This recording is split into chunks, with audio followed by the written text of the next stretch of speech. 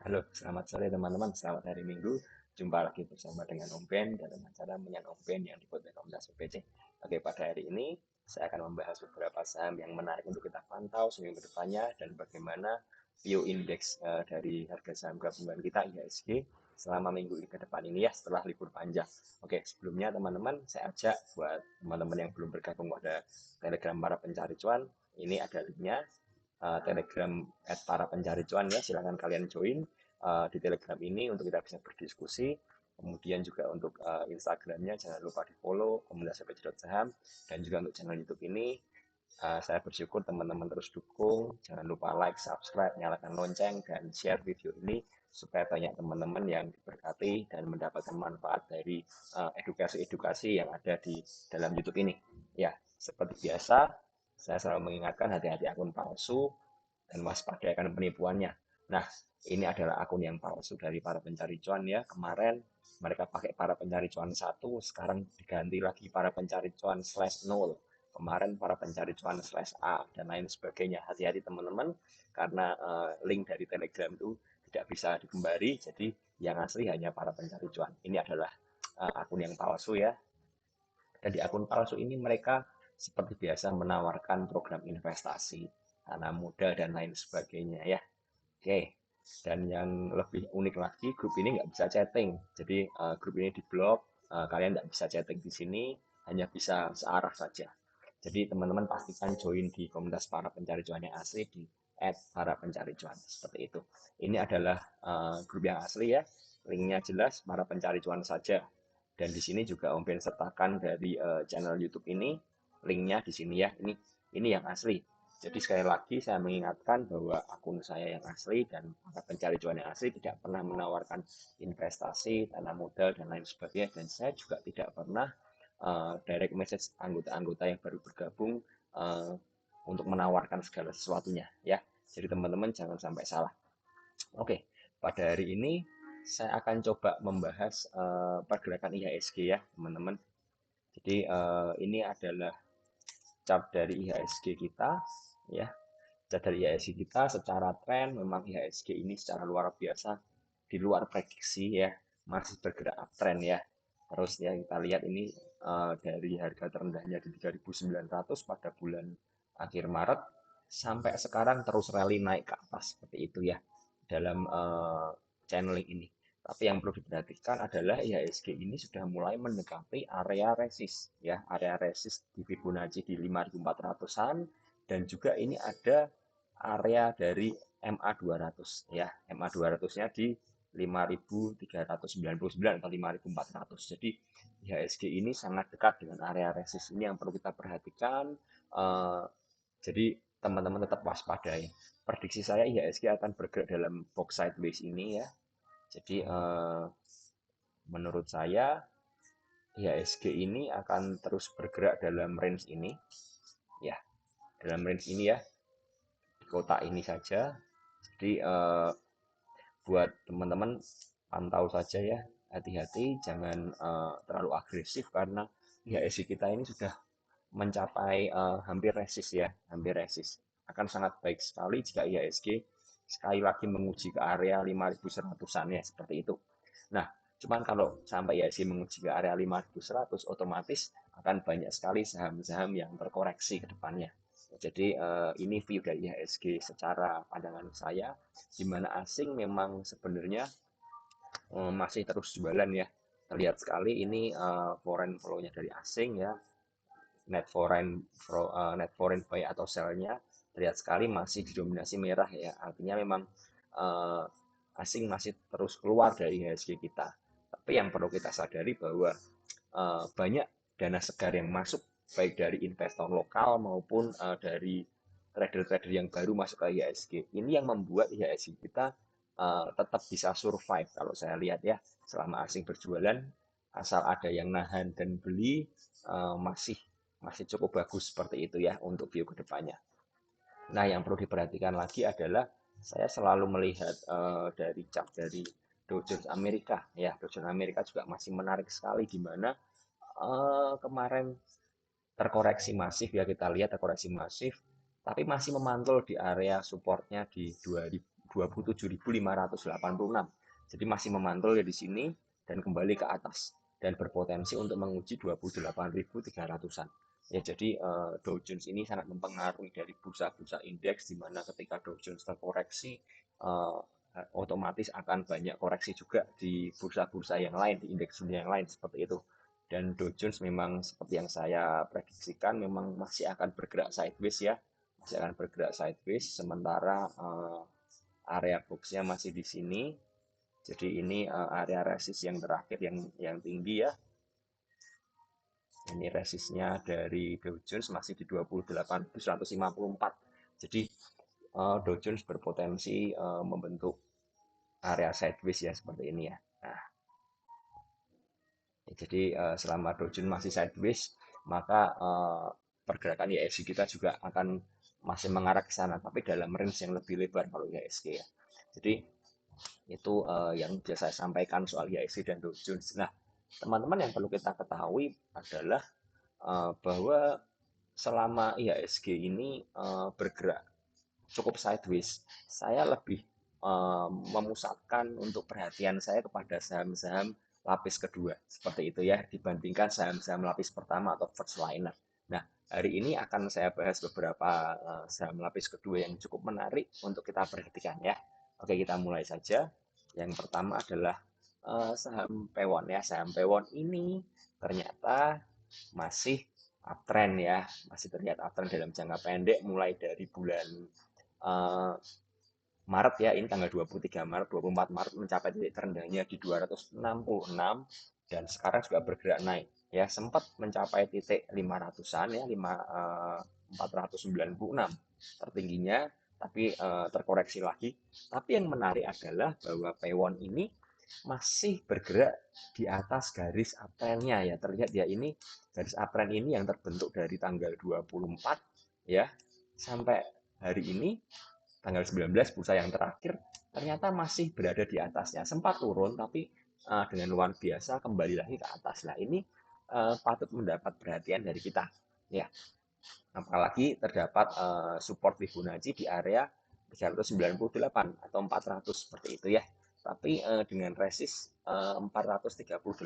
Jadi yang perlu diperhatikan adalah 438 ini menjadi yang penting. Kenapa penting? Karena di sini terdapat dua resist ya, resist Fibonacci plus satu lagi ada gap ya, ada resist gap ya yang terbentuk ya seperti ini. Jadi 438 itu menjadi resist yang sangat kuat seperti itu teman-teman. Nah, buat buat teman-teman yang ingin beli untuk saham pawon ini akumulasinya sangat baik sekali. Saya akan bukakan dari broker summary-nya selama satu bulan, maaf, 1 minggu terakhir ya dari saham ini. 1 minggu terakhir kita lihat di sini sebentar. Nah, kita lihat ternyata terjadi akumulasi ya. DX yang melakukan pembelian 23 miliar ya, di average 418 C. Sedangkan YP sebagai retail itu membuang barang paling banyak di angka 8 miliar seperti itu, di average 412. Jadi average rata-rata yang dimiliki bandar ya adalah sekitar 400-an. Saya akan coba tarik dari pertama kali dia memantul ya. Dia memantul pertama kali ini di tanggal 10. Jadi pertama kali memantul di tanggal 10, saya akan geser ke tanggal 10 ya, teman-teman. Ya, saya akan geser ke tanggal 10. Oke, ternyata memang DX masih melakukan akumulasi dengan average 413 dan SQ dengan 396.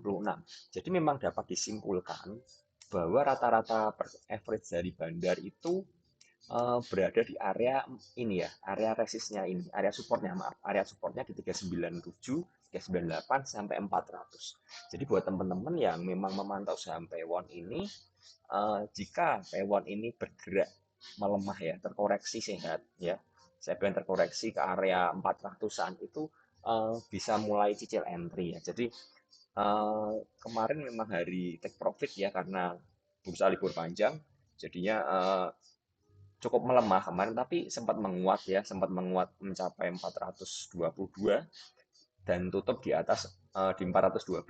Jadi teman-teman bisa mulai cicil mulai dari 410 sampai 400 untuk saham Taiwan ya. Prinsipnya adalah kita melakukan pembelian bukan mencari harga terendah, tapi kita melakukan pembelian dengan average yang terbaik seperti itu ya. Dengan pengaturan porsi, dengan money management yang baik dan mengerti area support, teman-teman bisa tahu di mana harga terbaik untuk entry seperti itu ya. Bukan mencari harga terendah. Sekali lagi ya. Jadi technical analisa ini saya pakai untuk mencari average terbaik seperti itu ya, mencari support, mencari titik teraman. Nah, titik teramannya dari tawon ini dengan stop loss di 390 ya, 390 sampai 400 itu titik area amannya ya. Jadi di bawah 390, 388 menjadi tidak nyaman lagi untuk saham pawon ini. Karena itu saran saya juga teman-teman yang mau entry saham pawon bisa mulai entry di area ini ya, area 410 sampai 400 mulai cicil. Jadi saya tidak menyarankan untuk all in ya, karena mengingat pergerakan IHSG juga masih tidak kurang nyaman kalau saya bilang. Tapi melihat dari average bandar, besar kemungkinan saham Taiwan ini dijaga untuk tetap berada di atas 400 seperti itu ya.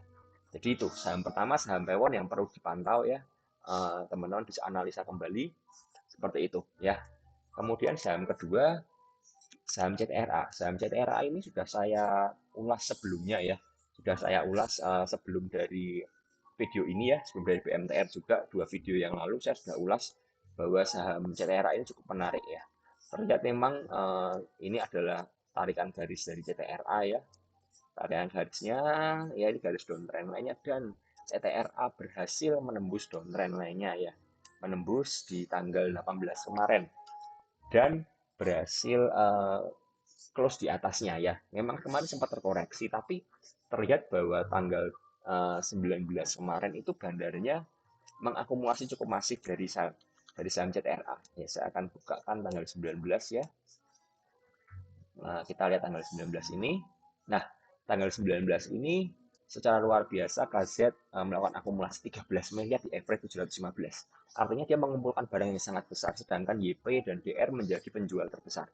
Oke, itu untuk saham CTRA. Lalu saya akan coba tarik seminggu ya, seminggu dari saham CTRA supaya kita bisa melihat lagi waktu dia breakout. Nah, ternyata KZ memang masih melakukan pembelian besar. KZ dan ZP dan juga RX ya, dengan average 700 rata-rata seperti ya. 707 sampai 700.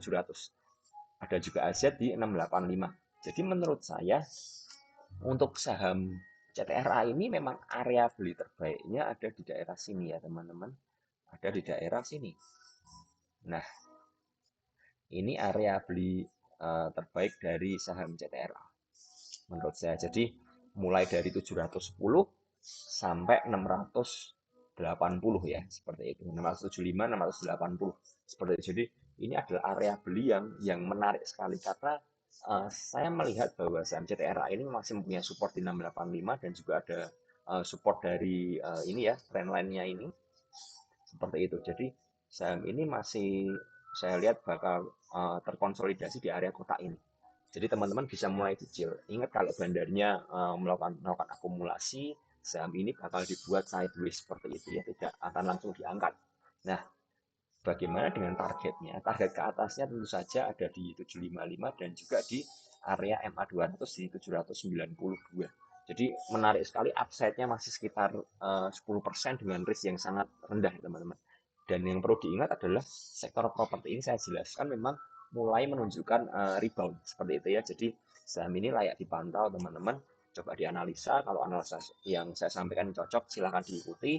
Kalau enggak ya silahkan teman-teman mencari dianalisa lagi ya. Tapi menurut saya area beli terbaiknya ada di kotak kuning ini ya, di antara 710 sampai 675. Itu area cicilnya, area cicil terbaiknya. Ya, itu untuk saham dari CTRA ya, akumulasinya bagus, teknikalnya juga bagus ya, seperti itu teman-teman. Saham ketiga yang akan saya bahas adalah ERA. ERA ini sudah pernah saya bahas sebelumnya ya, dan juga di grup para pencari cuan juga saya sempat share ke teman-teman bahwa sebentar saya carikan, saya sempat menunjukkan ke teman-teman bahwa saham ERA ini saham yang cukup menarik ya.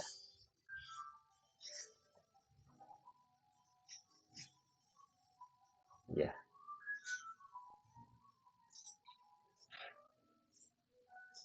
jadi hari Selasa saya mengatakan bahwa era itu dua kali ya. Ini saham era ini saham yang menarik untuk mulai entry ya hari Selasa yang lalu.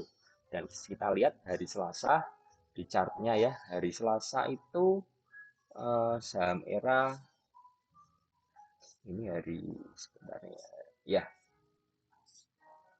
hari Selasa. Hari Selasa saham era itu masih berada di 1680. Jadi ini menjadi hal yang sangat menarik ya. Ketika kalau teman-teman perhatikan ya, saya gambarkan ini support Fibonacci-nya di 1650 beberapa kali ya. Ini mengalami pengujian ya. Ini break sekali, kemudian uji sekali, yang kedua, yang ketiga, yang keempat. 4 kali berhasil bertahan di atas 1650. Karena itu saya bilang ke teman-teman PPC bahwa era hari Selasa ya, hari Selasa itu menarik. Dan ternyata hari Rebunya secara luar biasa era dikerek seperti itu ya. Jadi ingat teman-teman, prinsip saya adalah saya berfokus mencari area support ya, supaya kita bisa entry, supaya kita bisa masuk ya, seperti itu. Dan hari Selasa era dikerek naik seperti itu. Dan saham era ini tidak banyak dibahas oleh grup-grup saham ya, sementara mereka sibuk dengan BMTR dan lain sebagainya seperti itu. Jadi uh, saya sekali lagi tidak terlalu suka apabila saham incaran saya menjadi pembahasan dari banyak grup saham, menjadi trending topik, saya tidak suka. Seperti itu ya. Saya lebih suka silent seperti era ini ya. Kita lihat ini silent. Saya sering bilang saham yang baik itu silent but cuanly ya. Silent diem-diem aja, tapi menghasilkan cuan yang luar biasa sekali karena pergerakan bandarnya bagus sekali ya. Seperti itu. Saya akan coba lihatkan buat teman-teman untuk saham era ini bagaimana secara broker summary-nya ya. Nah, secara broker summary juga luar biasa sekali. DX kembali akumulasi 18 miliar di average 1761. Berarti DX ini belinya waktu kemarin. Ya, waktu kemarin di perdagangan terakhir seperti itu. Jadi saham era ini seperti yang saya bilang saham yang sangat menarik sekali ya. MS juga masih punya di 1680. Jadi buat teman-teman yang ketinggalan saham era dan belum masuk, saran saya adalah eh, teman-teman mencari area pullback dulu ya, area era mulai terkoreksi ya. Jadi saya melihat bahwa koreksinya itu bisa sampai di sini. Ini area koreksi ya, area dia untuk menguji sekali lagi ya. Jadi kalau bisa dikasih di 1730 lah, ini mulai 1730 ya, sampai ke 1685 itu area entry terbaik ya, dengan risk yang sangat rendah. Jadi seperti itu. Saya berharap era tidak langsung diterbangkan besok, tapi masih bisa menguji supportnya sekali lagi karena ini break support ya. Dan ini saya berharap dia membuat ekor ke bawah ya, membuat ekor rejection di supportnya seperti itu untuk saham era ya. Jadi saya melihat era ini saham yang sangat menarik sekali pergerakannya, dan era perlu diingat sudah berada di atas MA 200-nya di 1453. Saham yang berada di MA 200 berarti saham itu mengalami masa-masa uptrend seperti itu ya. Jadi saham era ini menarik untuk dipantau ke depannya teman-teman ya. Itu saham ketiga yang saya bahas, saham era. Kemudian saham berikutnya adalah saham IMAS ya. Saham IMAS ini juga menarik sekali. Nah, ini akan saya sedikit bahas ya saham IMAS ini. Jadi saham IMAS ini terlihat dari chart tanggal 11 ya, tanggal 10 itu dia terjadi koreksi yang sangat masif tapi tertahan di support Fibo-nya ya. Di support Fibo di 565 seperti itu ya, terjadi penahanan, kemudian secara luar biasa tanggal 11 IMAS naik arah ya, bergerak arah dan seperti biasa saham yang bergerak arah tentu saja banyak copetnya ya. Dan tanggal 12 seperti biasa copetnya pada kabur, pada take profit dan lain sebagainya. Tanggal 13, tanggal 14 juga sama. Nah, yang saya mau lihat adalah saya mulai memantau saham IMAS ini ketika dia sudah bergerak terkoreksi seperti ini ya, di area boxnya ini. Jadi ini saya gambarkan buat anak-anak PPC. Jadi saham ini dicopetin tetap niat bandarnya. Jadi kalau berarti teman-teman yang masih memantau saham IMAS ini dan masih copet, berarti teman-teman tidak paham bahwa bandarnya IMAS ini sedang niat seperti itu ya, sedang niat. Saya akan bukakan broker summary saham IMAS dari tanggal 11 ya. Tanggal 11 ini juga saham andalan PPC teman-teman ya. Kalau teman-teman tahu PPC sudah rekom IMAS dari jauh-jauh hari ya. Seperti itu. Di grup PPC umum juga saya sering share bahwa saham IMAS ini menarik seperti itu ya. Ya terlihat memang dari tanggal 11 ya, waktu arah. Saya akan bukakan proxy tanggal 11 saja. Jadi siapa yang mengakumulasi ya? Jadi KS mengakumulasi saham IMAS. Saham IMAS ini dipermainkan oleh KS. Saya lihat memang KS ini sangat mendominasi di saham IMAS ya. Tanggal 11 KS melakukan pembelian 652 average-nya ya, sedangkan NAO sudah lepas di bawah. Jadi IMAS ini saya lihat memang terjadi seperti pergantian bandar seperti itu ya.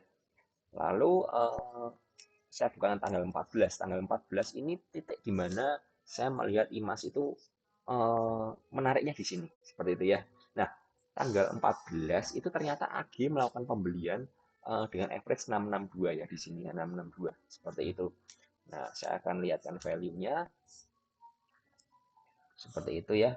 Nah, terlihat di bawah di sini itu KS ya, KS tadi yang beli di bawah, yang sudah beli di bawah itu KS ternyata tanggal hari Jumat yang lalu ya, Jumat tanggal 14 itu melakukan TikTok ya. Jadi mereka beli di average 649 ya ini, 649 dan mereka jual di area 670 seperti itu ya. Jadi IMAS ini yang jaga adalah broker KS. Ya, saya perhatikan broker KS yang jaga dari saham IMAS ini seperti itu ya. Jadi KS hanya melakukan TikTok saja, copet saja ya. Kemudian IMAS seperti kita lihat di chartnya bahwa tanggal 14 itu closingnya sangat jelek sekali ya, sangat jelek sekali ya. Ini uh, kalau teman-teman belajar candlestick ini doji yang parah menurut saya. Tapi yang luar biasa adalah ke hari bursa berikutnya IMAS itu tidak terkoreksi. Ini yang membuat saya merasa IMAS ini saham yang menarik seperti itu ya. Makanya saya bilang bandarnya sangat niat sekali. Kita lihat di tanggal 15 tanggal ini ya, tanggal 18. Apa yang terjadi di tanggal 18 untuk saham IMAS ya. Kita lihat di tanggal 18 ya, di tanggal 18 kembali KS beli lagi. Jadi setelah KS jualan, KS beli lagi. Jadi intinya KS ini kemarin tuh cuman hari Jumat ya, mungkin karena hari Jumat hari terakhir perdagangan bursa dia mau clear position dan lain sebagainya. Tapi yang saya tahu bahwa KS ini juga ngusir ya, usir dari retail-retail ya, seperti itu ya. Buat teman-teman yang copet-copet pasti akan panik karena uh, saham ini dibanting dalam sekali. Jadi seperti itu. Terlihat memang KS itu melakukan pembelian yang masif dan bahkan sampai tanggal terakhir ya bursa kemarin kita lihat ya KS itu average-nya di 683. Jadi memang dijaga untuk tetap naik ya teman-teman buat saham IMAS ini. Jadi buat teman-teman yang belum masuk, saya rasa buat besok Senin akan sangat susah masuk karena closingnya bidnya sangat tebal sekali. Jadi terlihat memang kemarin IMAS itu disengaja ditahan di area resist di 700 ini supaya tidak banyak copet yang mau masuk ke dalam IMAS karena memang resistnya ada di sana. Tapi yang perlu dilihat bahwa IMAS itu sudah dekat dengan area MA 200 ya. Jadi kalau besok bisa tembus dari 755 itu sangat bagus sekali ya. Seperti itu ya. Tapi menurut saya IMAS ini masih panjang perjalanan dan bakal banyak pergerakan ya. Jadi di area sini itu memang bakal terjadi banyak goncangan seperti itu ya. Jadi terjadi banyak goncangan. Area terbaik untuk masuk memang di area 680 sampai 700 untuk saham IMAS ya. Jadi seperti itu. Saham IMAS ini teman-teman boleh pantau, boleh tidak, silahkan saja. Tapi buat saya saham IMAS ini adalah saham yang sangat menarik. Kemudian saham berikutnya yang mau saya bahas adalah saham Pegas ya. Saham Pegas. Saham Pegas ini juga sangat menarik karena barusan breakout dari 1280 ya. Jadi saham ini barusan breakout dari 1280 dengan volume yang bagus sekali ya, volumenya besar, semakin meningkat. Tapi area sudah dekat dengan area resistnya di 1400-an ya. Jadi saham ini jika teman-teman mau entry tentu saja di area 1280 ya adalah area terbaik, bakal berkonsolidasi di sana dulu seperti itu. Ini saham pegas ya teman-teman, bisa pantau. Kemudian saham menarik lagi adalah saham BBTN. Saham BBTN ini juga barusan break dari resist 1500 seperti itu ya. Dan dengan seperti ini bakal menguji area sini lagi. Ya, saya lihat ini adalah area entry terbaiknya di 1475 sampai 1500. Terlebih lagi ada MA200 ya. Saham pegas ini sangat menarik, berarti saham ini sudah mulai memasuki masa uptrend. Seperti itu. Jadi teman-teman bisa pantau saham BBTN. Maaf, saham BBTN ya. Ini bukan pegas, saham BBTN. Jadi teman-teman bisa pantau saham ini. Ini adalah saham yang sangat menarik. Saham berikutnya lagi BBKP. Ya, BBKP ini teman-teman juga pantau lagi. Nah, BPKP ini sedang mengalami konsolidasi di area resist kuat ya. Resist kuat karena ini adalah golden ratio di 198 ya. Jadi ini mengalami konsolidasi di sini. Seperti itu. Area entry terbaiknya tentu saja dari 198 sampai 194 itu area entry terbaiknya karena dia masih menguji daerah sini ya dengan batas terendah di 188. Jadi BPKP ini menarik untuk dipantau karena dia masih sideways di area golden ratio 198 ini ya. Kalau dia bisa lewat maka akan panjang perjalanannya seperti itu ya, karena golden ratio adalah menjadi resist yang sangat kuat buat BPKP. Jadi buat teman-teman yang mau entry silahkan ya. Jadi menurut saya amannya di sini aja ya. Ini adalah area amannya. Area amannya untuk entry ya di daerah sini 198 sampai 188 itu akan mengalami konsolidasi di sana. Kalau jebol di 188 berarti BPKP akan terkoreksi ya. Jadi bisa cut loss dulu. Jadi makanya saya bilang ini harus melakukan money management yang baik dengan cicil yang baik ya. Itu untuk saham BPKP. Saham terakhir yang mau saya bahas adalah duit. Saham duit ya. Saham duit ini juga menarik karena apa? Karena dia masih terus berada di area ini ya. Ini saya buatkan kotaknya. Nah, masih berada di area kotak ini, konsolidasinya ya di area kotak ini ya. Jadi kemarin gagal bertahan di atas 290 dan terkoreksi. Saya melihat kalau saham ini berada di atas 290 maka berpotensi untuk menguat sampai ini 324 ya, area resist berikutnya. Area entry terbaiknya tentu saja di 272 sampai 260. Itu area entry terbaiknya ya.